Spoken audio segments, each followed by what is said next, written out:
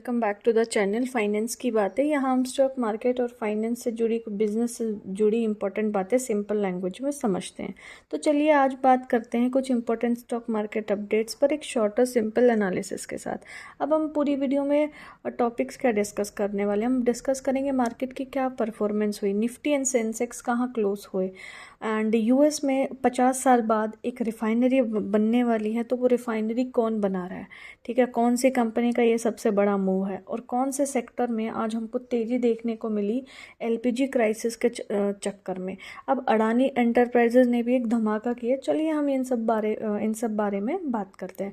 तो आज Indian stock market में फिर से हमको काफ़ी बड़ी गिरावट दोस्तों देखने को मिली है, और ये इतनी बड़ी गिरावट थी दोस्तों कि सेंसेक्स हमको लगभग 800 पॉइंट से ज़्यादा गिरते हुए देखने को मिला, और निफ्टी भी करीबन 23,600 लेवल के आसपास ही क्लोज हुआ। तो सवाल ये है कि मार्केट इतना आज गिरा क्यों है। तो मार्केट पर प्रेशर का मेन रीज़न है ग्लोबल टेंशन्स और ऑयल प्राइसेस का जो स्पाइक चल रहा है। तो दोस्तों ये ग्लोबल टेंशन और ऑयल प्राइसेस का जो स्पाइक हो रहा है वो करीबन हम 28 और 27 फरवरी के आसपास से ये चल रहा है, और हमको नज़र आ रहा है कि मार्केट का सेंटिमेंट कहीं ना कहीं नेगेटिव ही है, पूरा बियरिश ही है पूरा। अब क्रूड ऑयल की बात करें तो क्रूड ऑयल अब करीबन $100 तक पहुंच गया है, और क्योंकि वेस्ट एशिया में ये यूएस ईरान का कॉन्फ्लिक्ट चल रहा है, एंड वहाँ से ईरान किसी भी ऑयल शिप को निकलने नहीं दे रहा, वो उस पर अटैक कर रहा है। ये रिपोर्ट्स हमको देखने को आई हैं, जिसकी वजह से ऑयल के प्राइसेस बढ़ते जा रहे हैं और हमारी जो इंडियन स्टॉक मार्केट है वो गिरती जा रही है, ठीक है। इसके अलावा भी रीजंस हमारे पास काफ़ी है कि जो फॉरेन इन्वेस्टर्स है यानी FIIs वो भी लगातार मार्केट के सेंटीमेंट और ग्लोबल कंडीशंस को देखते हुए मार्केट में लगातार सेलिंग कर रहे हैं। और इंडियन रुपी भी दोस्तों ऑल टाइम लो पे चल रहा है, जो कि 92.37 पर डॉलर तक पहुंच गया है। अब इसी वजह से देखिए दोस्तों मार्केट में पूरा सेंटीमेंट नेगेटिव है, पूरा सेंटीमेंट बेयरिश है, तो हमको मार्केट आज भी गिरते हुए देखने को मिली है। अगर हम सेक्टोरियल इम्पैक्ट की बात करें तो सबसे ज़्यादा गिरावट आज ऑटो सेक्टर, FMCG सेक्टर और फाइनेंशियल सेक्टर में ही रही है। ICICI bank, Mahindra and Mahindra जैसे हैवी वेट्स ने भी इंडाइसेस को आज काफ़ी ज़्यादा नीचे ड्रैग करने को दिखा है, हमने उनको देखा है। लाइक अभी वही कुछ स्टॉक्स जैसे NTPC, ग्रीन और कोल इंडिया, ये हमको काफ़ी पॉजिटिव आज देखने को मिले हैं, क्योंकि ये जो LPG क्राइसिस चल रहा है, पावर कंजप्शन इंडिया में बढ़ने वाली, इलेक्ट्रिसिटी कंजप्शन बढ़ने वाली, इनके चक्कर में। चलिए अब हम डिस्कस करते हैं जो 2-3 इंपॉर्टेंट स्टॉक्स अपडेट्स के बारे में थोड़ा डिटेल में। पहली मेन अपडेट है कि इंडिया की सबसे बड़ी कंपनी रिलायंस इंडस्ट्री अब अमेरिका में एक मेगा ऑयल रिफाइनरी प्रोजेक्ट में इन्वेस्ट करने वाली है। और इंटरेस्टिंग बात यह है कि ये डील अराउंड $300 बिलियन की बताई जा रही है। और अब सबसे शॉकिंग चीज़ ये है कि अमेरिका में पिछले 50 साल में कोई नई रिफाइनरी बनी नहीं थी, और अब ये प्रोजेक्ट टेक्सास में बनने वाला है। तो सवाल ये है कि रिलायंस जो कंपनी है वो अमेरिका में रिफाइनरी बना क्यों रही है, और ये प्रोजेक्ट कितना बड़ा है, रिलायंस के लिए प्रोजेक्ट इतना इम्पोर्टेंट क्यों साबित हो सकता है, ठीक है।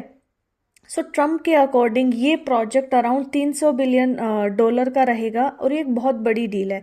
लेकिन एक्चुअल में ये अमाउंट 20 साल में रिफाइनरी के थ्रू प्रोसेस होने वाला और फ्यूल प्रोडक्शन की टोटल वैल्यू को रिप्रेजेंट करता है। इस रिफाइनरी में हर साल around 60 million barrel oil process होगा, और रिफाइंड फ्यूल्स प्रोड्यूस किया जाएगा, जो कि ग्लोबल मार्केट्स में अमेरिका से वहाँ से एक्सपोर्ट होने को हमको देखने को मिल सकता है। अब अगर बात करें कि ये जो डील है ये रिलायंस के लिए इतनी इंपॉर्टेंट क्यों है। सो रिलायंस ऑलरेडी वर्ल्ड का सबसे बड़ा रिफाइनिंग कॉम्प्लेक्स जामनगर गुजरात में ऑपरेट करता है। अमेरिका में रिफाइनरी प्रोजेक्ट से रिलायंस को ग्लोबल एनर्जी मार्केट में काफ़ी स्ट्रॉन्ग पोजीशन मिल सकती है, और आने वाले समय में हम देख सकते हैं कि रिलायंस जो है ग्लोबल एनर्जी मार्केट को डोमिनेट भी कर सकता है। और मिडल ईस्ट सप्लाई रूट पर भी इससे काफ़ी डिपेंडेंसी कम हो जाएगी। अब जैसे हो क्या रहा है कि US अभी हमारी वर्ल्ड की टोटल जो ऑयल की नीड्स है वो कहीं ना कहीं मिडल ईस्ट पे डिपेंड करती है, और अभी जो मिडल ईस्ट क्राइसिस चल रहा है उसको देखते हुए क्रूड के प्राइसेस काफ़ी देखने को बढ़ते हुए देखने को मिल रहे हैं। अब इस डील से हम बेसिकली ये समझ सकते हैं कि अगर अमेरिका में एक रिफाइनरी रिलायंस के द्वारा बनाई जाएगी और उससे फिर वहाँ से बाकी देशों में एक्सपोर्ट होगा तेल, तो वहाँ से हमको मिडल ईस्ट के जो कंट्रीज़ हैं और सप्लाई जो रूट्स हैं उन पे हमारी काफ़ी डिपेंडेंसी कम होने को देखने को हमको मिल सकती है। और अगर हम इन शॉर्ट की बात करें तो रिलायंस अमेरिका में रिफाइनरी प्रोजेक्ट में इन्वेस्ट करेगा और कर सकता है, और ये यूएस की 50 साल में पहली नई रिफाइनरी होगी, और पूरे प्रोजेक्ट की एस्टिमेटेड वैल्यू हमको $300 बिलियन बताई जा रही है। और ये अगर सक्सेसफुल होता है प्रोजेक्ट तो ग्लोबल एनर्जी सेक्टर के लिए एक बहुत बड़ी डेवलपमेंट हो सकता है।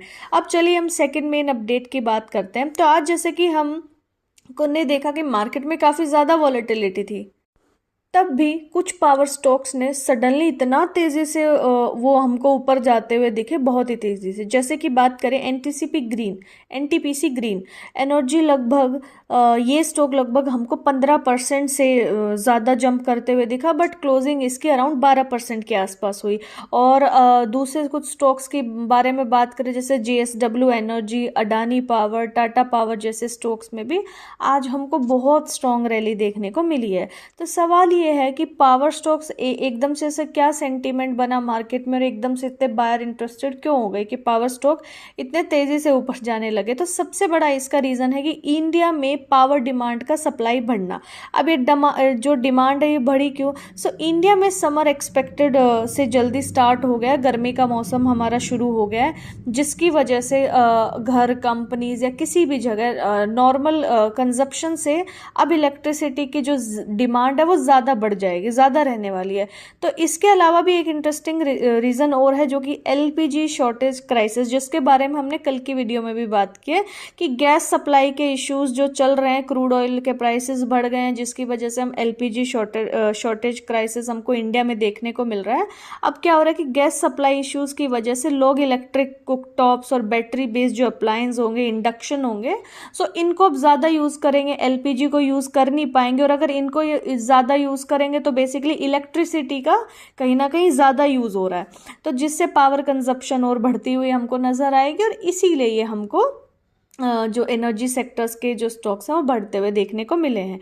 ठीक है, अब अगर हम करंटली हमारे इंडिया में कोल सप्लाई की क्या सिचुएशन चल रही है उसकी बात करें तो गवर्नमेंट के अकॉर्डिंग अभी इंडिया के पास लगभग 210 मिलियन टन स्टॉक अवेलेबल है, कोल का स्टॉक अवेलेबल है, जो अराउंड 88 डेज तक इंडिया में पावर जनरेशन के लिए काफ़ी है।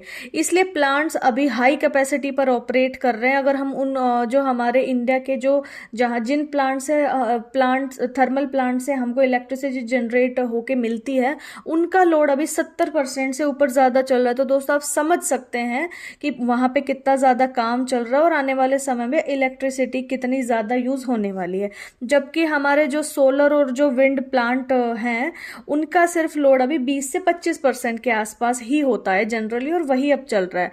सो अब कुछ एक्सपर्ट्स का व्यू अगर इसमें हम देखें तो जो ग्लोबल ब्रोकरेज मॉर्गन स्टैनली है, उनका कहना है कि पावर डिमांड बढ़ने से थर्मल पावर प्लांट्स कंपनीज को काफ़ी फायदा होगा। उनके अकॉर्डिंग अडानी पावर और जैसे जेएसडब्ल्यू एनर्जी स्ट्रॉन्ग्स जो है वो काफ़ी आने वाले समय में हमको पॉजिटिविटी दिखा सकती है। टाटा पावर को भी मुंद्रा इशू सेटलमेंट जो था उससे काफ़ी बेनिफिट मिला है, और एनटीपीसी का भी वैल्यूएशन हमको काफ़ी इंप्रूव होने को देखने को मिल सकता है। सो इसकी क्रक्स की बात करें, समरी की बात करें, तो समरी इसमें यही है कि पावर डिमांड बढ़ने की वजह से इन स्टॉक्स में रैली आई। अर्ली समर हो गया है, एलपीजी क्राइसिस चल ही रहा है इंडिया में, इसलिए एनटीपीसी ग्रीन एनर्जी और जिंदल स्टील एनर्जी जैसे स्टॉक्स में हमको स्ट्रॉन्ग गेन देखने को मिले हैं।